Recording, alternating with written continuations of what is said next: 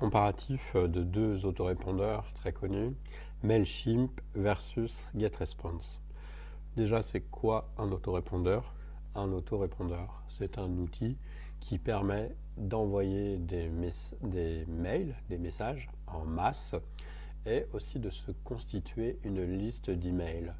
Quand on a un commerce en ligne qui utilise Internet, une liste d'emails, c'est l'équivalent d'un fonds de commerce dans un business classique, dans un commerce physique. Donc, pourquoi Mailchimp et pourquoi GetResponse? Eh bien, Mailchimp, parce qu'il y a une version gratuite qui existe. Et souvent, on conseille aux gens de partir sur ça, les gens qui démarrent. Ok, donc on commence par Mailchimp. Donc Mailchimp, alors je vous passe toute la partie inscription, etc. Vous n'avez pas besoin de moi pour ça. Ce qui se passe dans Mailchimp, donc là je viens de créer un nouveau compte. Ce qui passe dans Mailchimp, c'est qu'on a audience. Dans audience, on a la liste de tous nos contacts. Donc là, il n'y en a pas. On peut en importer un, par exemple. Et puis, on va dire, hop. Donc, à chaque fois, dans les autorépondeurs, on peut importer et exporter ces listes d'emails. Et ça, c'est important parce que quoi qu'il se passe, si vous voulez repartir, si vous voulez changer de service d'autorépondeur, vous pouvez simplement exporter votre liste et la réimporter de l'autre côté. Ok? Donc là, on a notre liste. On peut lui mettre un tag. Donc dans Mailchimp, les tags, c'est la manière d'attribuer des actions à un client. On va dire par exemple que celui-là, c'est un prospect.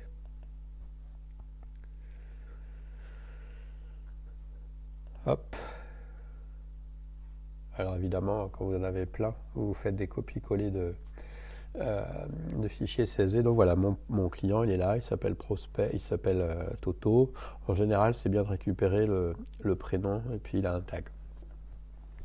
Ce qui nous intéresse surtout avec un autorépondeur, ça va être d'envoyer des emails de manière automatique.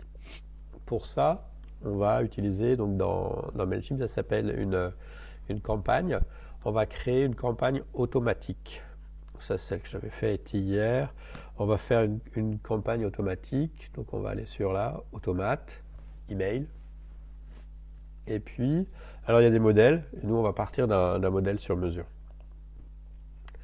On va dire, donc c'est une campagne automatique sur ce nom de domaine-là. On peut avoir plusieurs noms de domaine, bien sûr, si vous avez plusieurs. Et donc voilà, donc là, c'est mon premier email. Donc, je vais dans Design Email, ça c'est pour concevoir mon email. Je lui donne un sujet.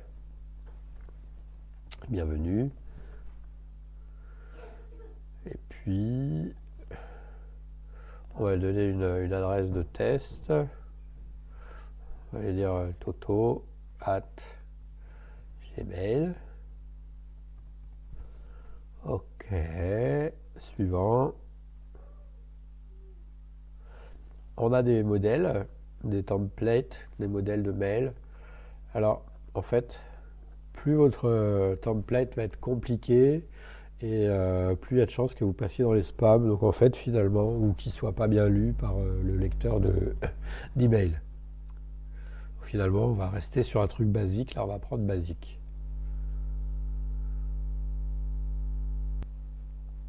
Donc, on a différents blocs, des images, du texte. Et c'est très facile, c'est drag and drop. Donc je prends par exemple un bloc texte, hop, je rajoute un bloc texte, je prends un bloc, là je mets mon texte, hello,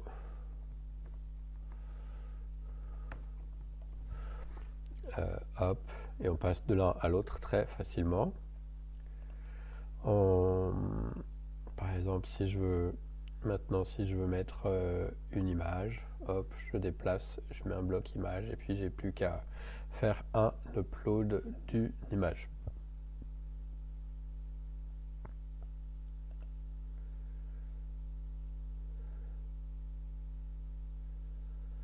On peut soit importer une image de son ordi ou soit prendre une image comme ça, libre de droit.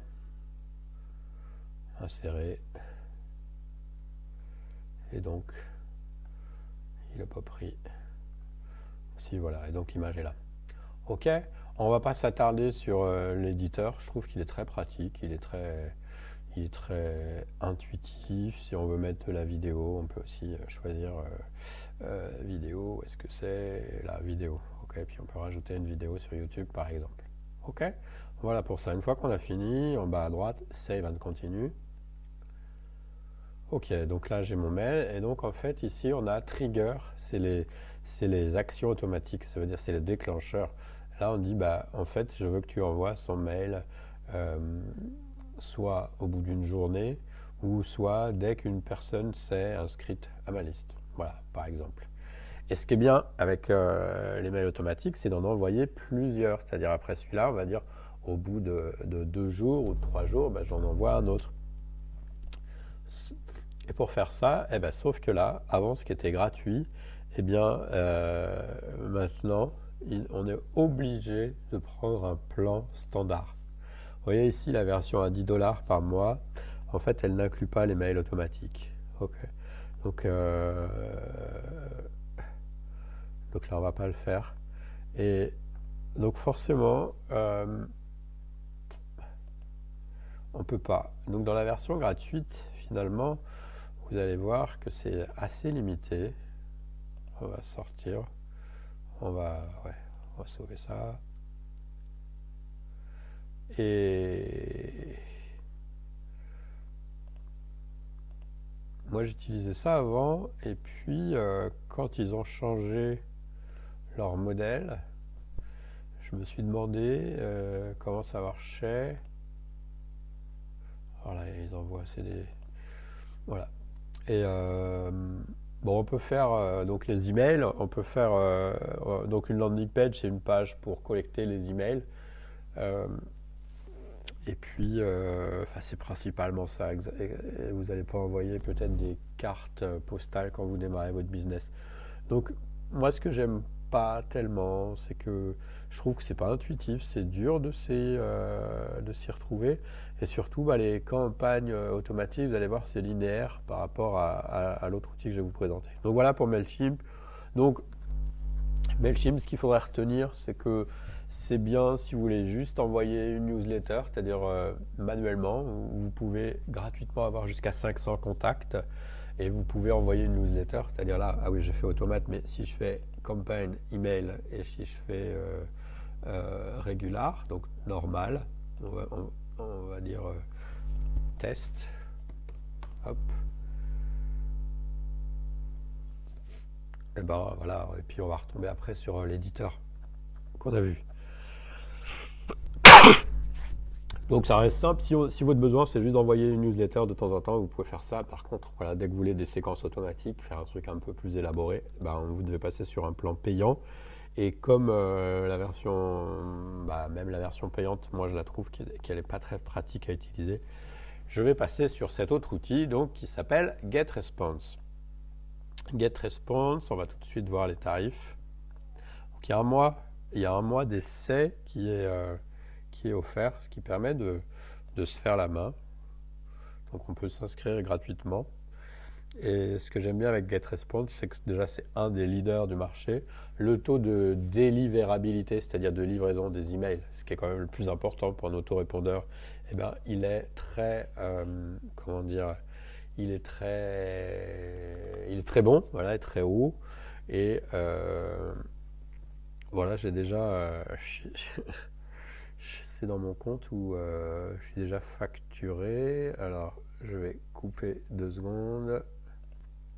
Ok, je reprends là, parce qu'il y avait mes infos perso.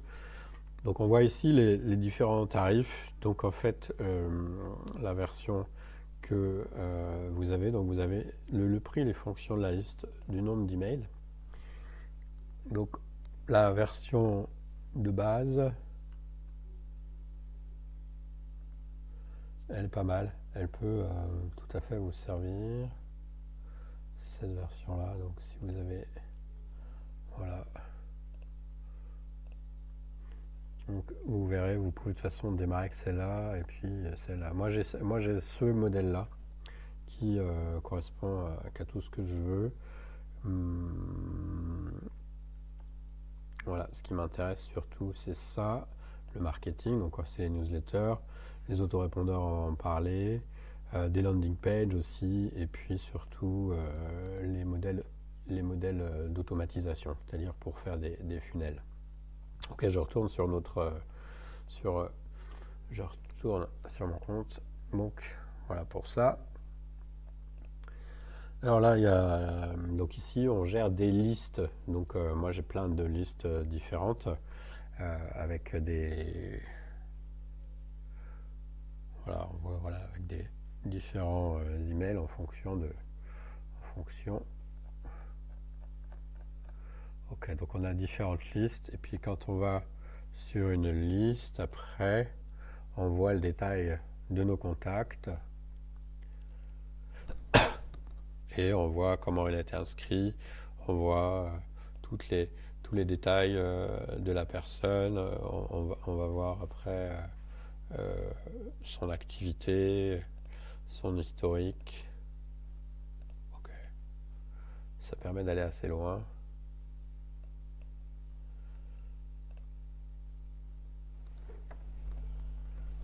Après, la chose suivante. Donc on peut envoyer des newsletters, donc des emails comme ça, on fait une newsletter, on va faire marketing par email. Là il y a déjà des newsletters, et puis on va faire créer une newsletter. Et là pareil, vous avez des modèles. Donc là, on va rester sur Digitmentor. Je cacherai les infos qui sont perso. On va dire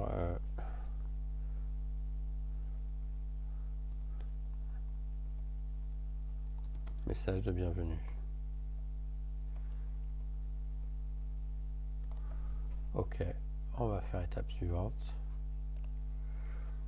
Ça nous emmène sur une fenêtre où on choisit un modèle. Là pareil, soit vous prenez un modèle très élaboré ou moi ce que je vous conseille plutôt c'est de prendre un modèle vierge. Vous pouvez aussi sauver votre modèle et puis après revenir dessus.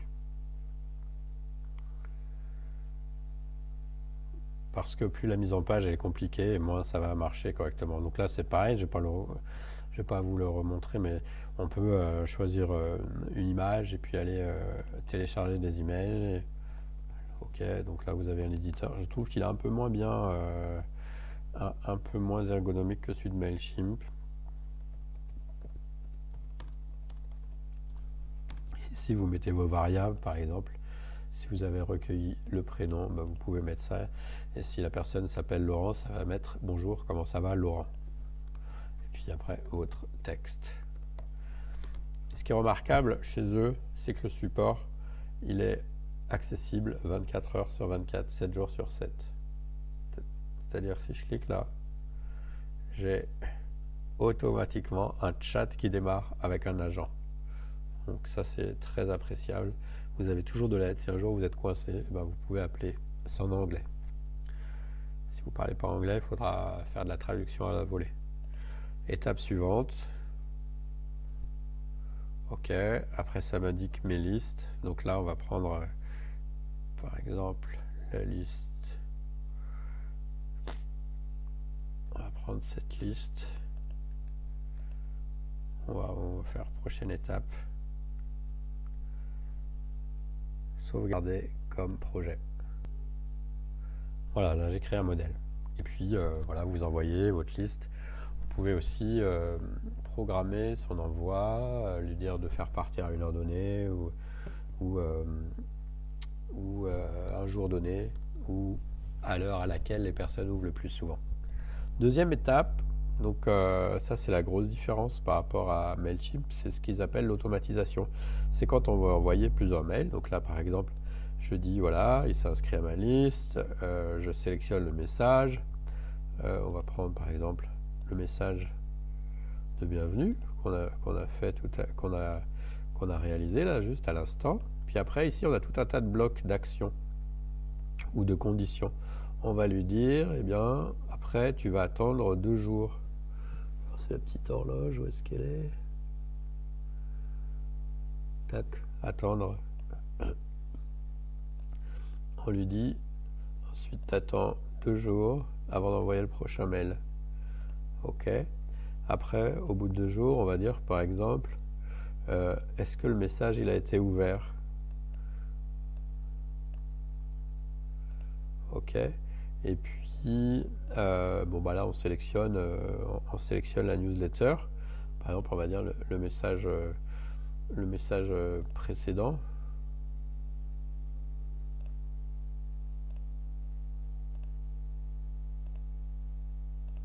Voilà, est-ce que le message que j'ai envoyé il a été ouvert? Et puis on va dire s'il a été ouvert, je mets 2 blocs. Voilà. Si le message a été ouvert, eh ben, on renvoie un autre message. S'il n'a pas été ouvert, à ce moment-là, on peut dire un autre message, ça va être bonjour. Bonjour, en fait, je vous ai envoyé un mail hier, mais vous ne l'avez pas ouvert. Et puis, on pourrait dire, par exemple, qu'on revient ici. Voilà, par exemple. D'accord? Ce qui fait que c'est très facile de programmer des actions complexes de manière complètement visuelle. Si par exemple je veux changer le lien là qui me plaît plus, je clique dessus, hop, je l'enlève, par exemple. On va le remettre. Et puis on peut attribuer aussi des tags, c'est-à-dire bah voilà, si la personne, par exemple si j'ai un message qui a été envoyé, dedans il y a 2 liens, un lien sur la finance et un lien sur la perte de poids. Eh bien, par exemple, si la personne clique sur la perte de poids, vous allez ajouter à ce mail-là un tag, une étiquette qui va dire perte de poids.